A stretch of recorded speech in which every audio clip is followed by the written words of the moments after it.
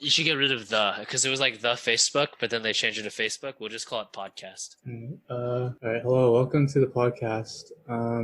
This podcast is about the most likely to succeed solution to California's wildfires. The most effective and practical solutions to California's wildfire crisis include community involvement, advancement in warning systems, and decentralization of the power grid. So we're going to go over the context of the California wildfires. This year alone has seen over 9,000 wildfires, over 4 million acres of burned land, That's a lot of wildfires. 10,000 structures damaged or destroyed, 30 plus fatalities. And these wildfires have been steadily increasing for many years. And just this year, we've seen an increase of about 50% compared to last. They spread really fast. You joke, but sometimes people think they have more time than they really do, and then they die. I don't personally know any stories of a wildfire or like anyone who has actually been directly like in the wildfire. I actually do recall a very interesting story about a wildfire. I don't remember any of the details about the fire itself, but I remember this story because it was like the first time I had ever heard the word gumption used. All right, you gonna explain it? Yeah, so basically a lady died because she decided not to leave in time. Typical stuff. The fire was a lot faster than she expected. But the way they described it, the firefighter was like, yeah, she didn't have the gumption to escape. I had to Google that word. How was smoke? You've been personally affected by the smoke, right? Yeah, the air quality is bad, so when you go running, you start coughing and stuff. Okay. I mean, what is there? The sky, it's hazy. Oh shoot! One day we woke up and it was orange. Everything was orange. There was ash on my car. Yeah, my car actually got like nature came on my car. Breathing in ash. We see a lot of solutions or things that can change to increase like our quality of life or decrease the frequency of wildfires. But as with many things, a lot of these are like very hard to actually do. They're more just pipe dream solutions, I guess. So in the end, like nothing changes because we don't actually do anything besides come up with solutions that we'll never actually do. So the first and probably most obvious solution is combat climate change. And that is a very broad statement. And obviously anyone we could ban black cars. You jest, but it has been proven to reduce stuff insignificantly. I don't think that's right.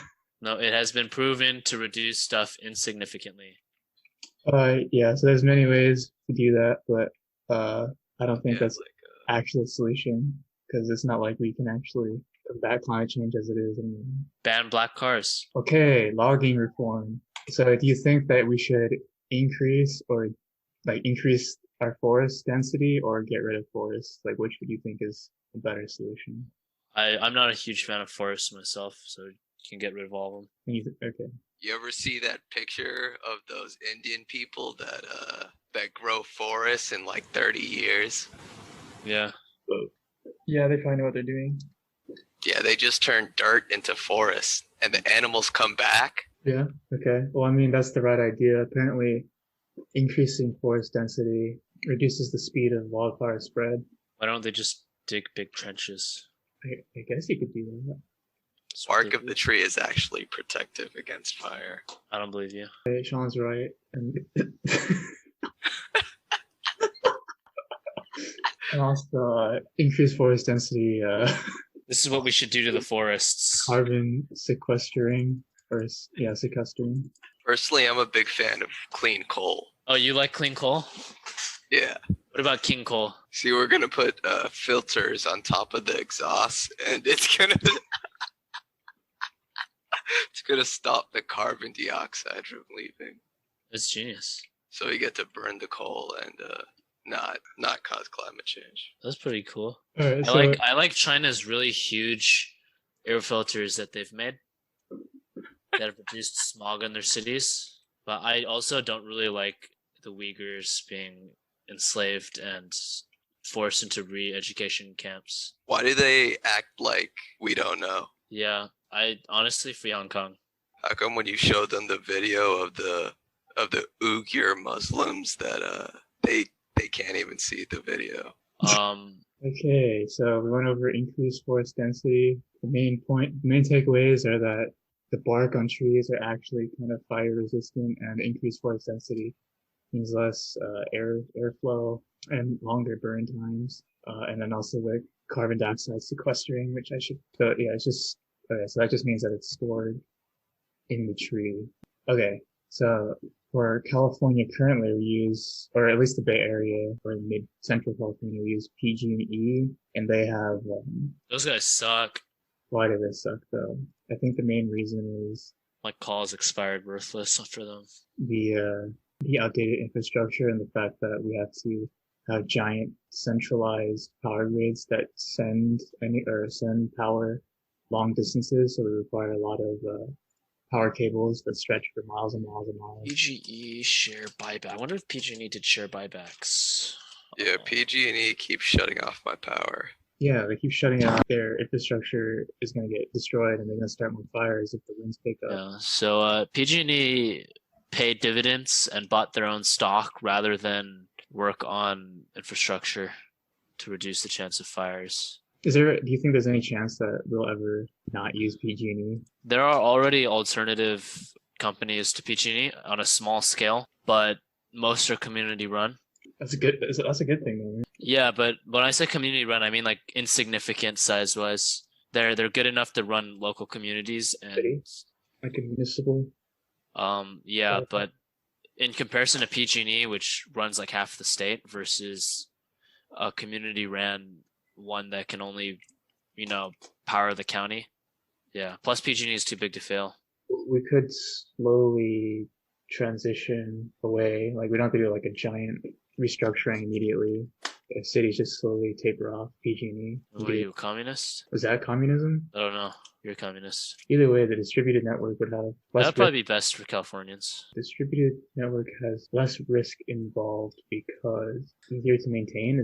It's less overhead for transportation, and maybe then I guess the overhead for transport. I guess when it's more localized, it's easier to just maintain. Sorry. There's less requirements and demands, and you know your city better, so you know like the fluctuations and when there's high demand and when there's not. I guess so. Does the state negotiate with PG&E? Like, do they have a contract? I don't know about contracts. All I know about regarding negotiations would have to be with their bankruptcy. So how do they make a deal with like PG&E? How does PG&E? I guess they could negotiate terms for like a bailout. The state might just request that certain board members are no longer on the board, so they can't benefit from said bailout. They could enact restrictions in order to have the bailout. Another reason why distributed network is better is because it allows the community to also choose what kind of energy they produce, like solar could be. Underground wires. Why doesn't PG&E use underground wires? Probably too expensive. Yeah, it's definitely more expensive. Also, if you ever need to fix something, you have to dig up everything. PG&E can't handle gas lines. They're not going to handle wires. And and also earthquakes. I think probably just. I think what PG&E needs to do more of is spend more millions of dollars on their PR campaigns, so that rather than fix the infrastructure and the wires, just spend more money to make the public trust them again, but not actually fix the problem. Okay, so this one's a bit of an easier thing to implement or to do is just simply improve pesticides. Anyway, yeah, so I guess there's certain pesticides that help maintain the wax on foliage that improve fire resistance and also bark quality, since bark also serves as a fire protection for trees, and also reduce so like when the fire burns the pesticide, it doesn't it turns into an aerosol pesticide and like endanger people and other living things. Yeah, what are those pesticides? Oh, I guess you just use less. In areas prone to wildfires, there's no actual magical pesticide. So the pesticides are bad? They increase the chance of fires? Well, it's more like when it does indirectly by sometimes deteriorating the protective layers of plants that like waxes or bark that help prevent or help slow down fire. But also I talk how flame retardants and foams and stuff also pose a human health threat. Enhanced warning systems.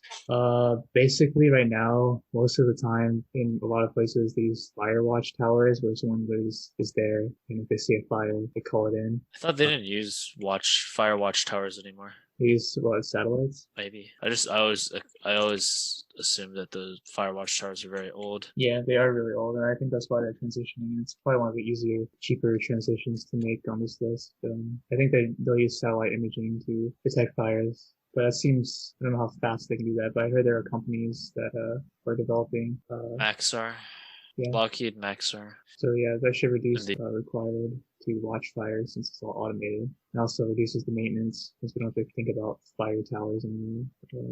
Solar generators. Oh yeah, people could also solar or generators to reduce their reliance on the power grid, especially when there's outages, or also to reduce demand on the power grid. Yes, they have more independence during outages, and if everybody does this kind of thing, we could reduce the amount of infrastructure required to carry all this power. Yeah, you gotta diffuse the damage. Yeah, so the cost of a lot of these solutions are large, but some of them are just, a lot of ones are just like unreasonably high.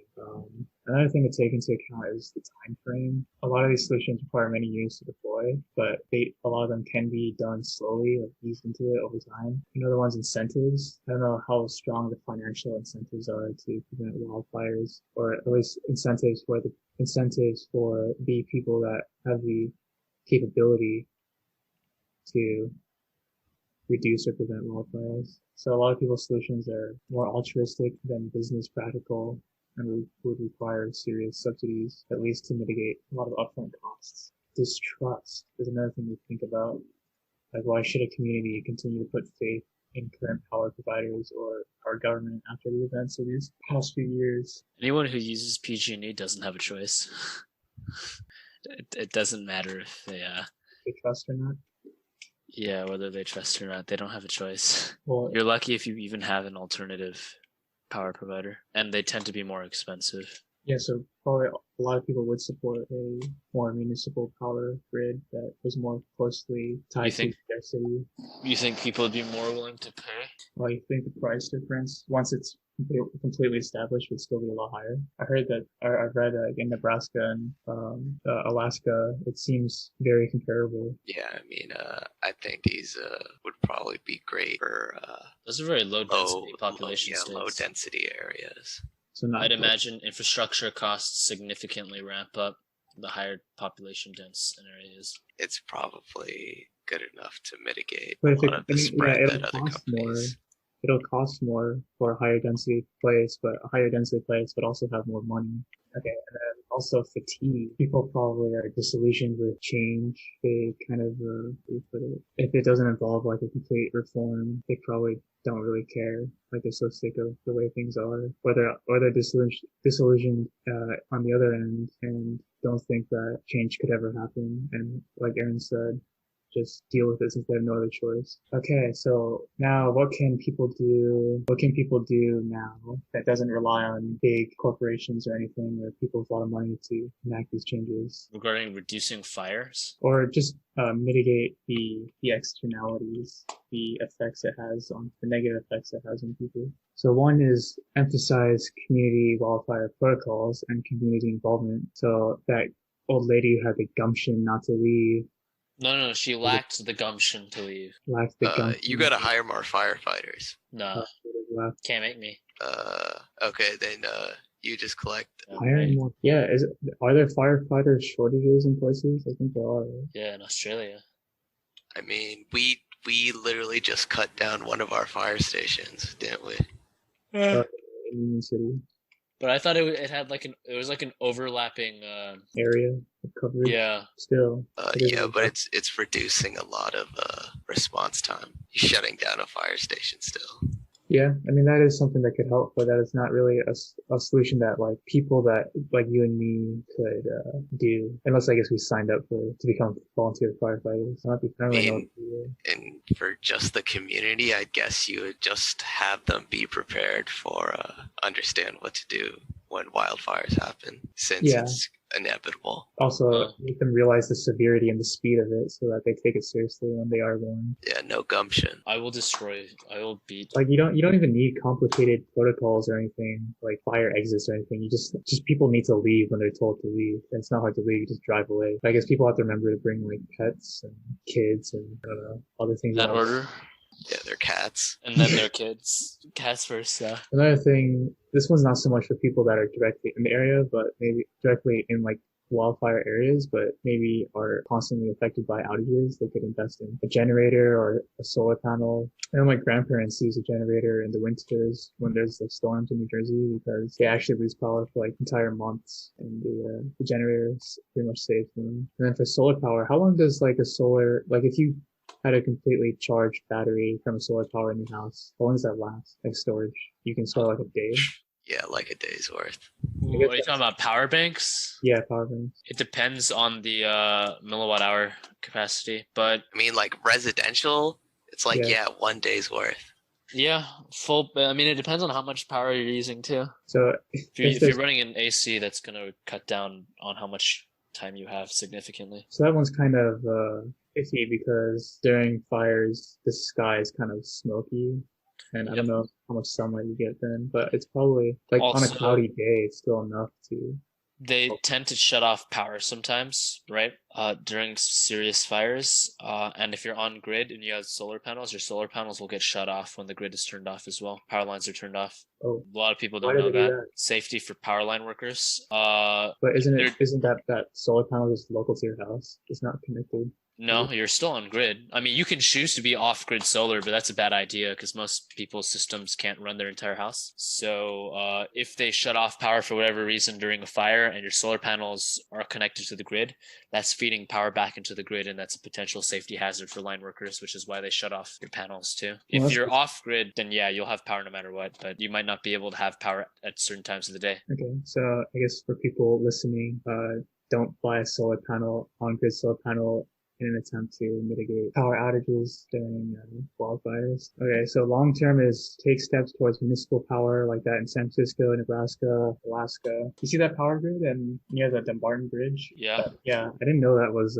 like a municipal just for SF. That's more long term, and it's not really something people do, but you could talk about it, spread the word, promote it. And then advanced warning systems. I think so. Yeah, educating people on the severity and speed of fires, investing in generators, taking steps towards municipal power, and advancing warning systems that use satellite imaging instead of fireworks towers are probably the four most realistic things that people or we can do to help mitigate wildfires or help mitigate the effects that it has, negative effects that it has. Outside of that, I think everything falls into either too much money, too much time, no incentive, and probably just won't ever happen. Okay. Inside of my nose smells weird.